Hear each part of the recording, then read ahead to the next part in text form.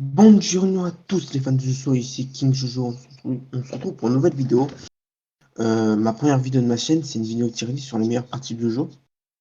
Donc, on va commencer par la partie 1. Alors, la partie 1, je l'ai revue il y a quelques jours. Et sincèrement, si je l'aurais pas revu, je pense que je l'aurais mis en D. Mais, vu que je l'ai revu, et je me suis dit que c'est pas si mal, je l'ai mis en C. Sachant que c'est la partie la moins bien de Jojo. Maintenant, on passe à la partie 2. Du coup, Battle d'Intensity. Vraiment, c'est la partie qui m'a fait kiffer Jojo.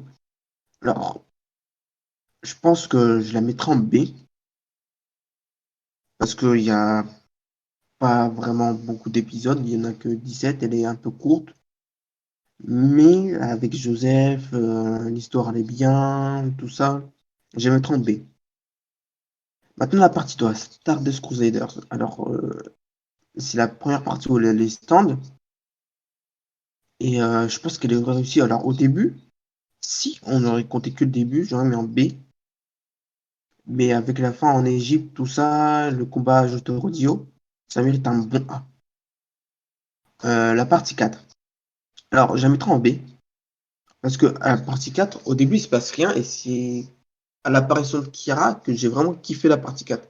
Alors oui, le début, si j'aurais que le début, j'aurais quand même mis en B, mais quand même, je préfère la partie 2 quand même.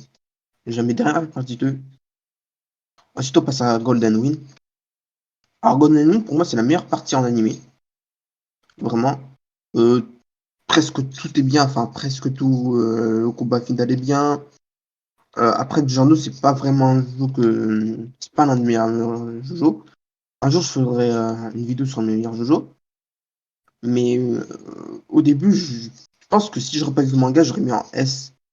Mais en fait, plus je regarde, plus je vais avancer dans le manga et plus je me disais vraiment, ça mérite pas un S, ça mérite un. On passe à Stone Ocean qui va bientôt être un animé. Et vous inquiétez pas, je ferai une vidéo sur Stone Ocean. Alors, Stone Ocean, je vais le mettre en S. Parce que la fin, c'est la meilleure fin de toutes les parties qu'il y a ici. Pour moi, elle est belle. Pucci, c'est un des meilleurs méchants. Jolene, une protagoniste de ouf aussi. L'histoire est cohérente en prison avec Jotaro, tout ça. Donc voilà, pour moi, je la mettrai en S. Maintenant, on passe à Silverhand. Alors, Silverhand, il n'y a pas de débat à avoir. C'est la meilleure partie de toute JoJo's Bizarre Adventure. Chef-d'œuvre. On va la mettre en rouge. Là, on va la mettre en rouge. Et vraiment, la partie 7, tout est bien.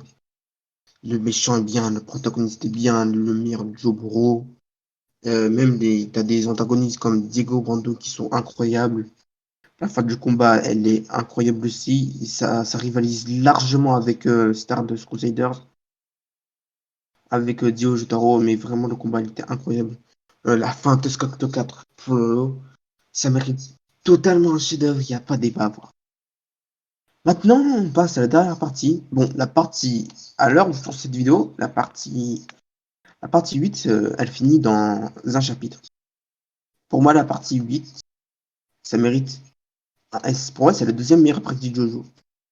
Alors oui, le début, on peut, pour moi, le début, c'est un peu comme la partie 4, mais en mieux. Il n'y a pas vraiment de... Au début, on essaie de voir qui est Josuke et tout ça. Donc moi, au début, j'aurais mis en A, mais avec la fin, je la mets en S devant Stone Ocean.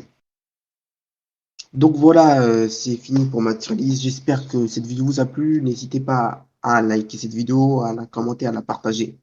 Et on se dit à une prochaine pour une nouvelle vidéo. Arrivederci.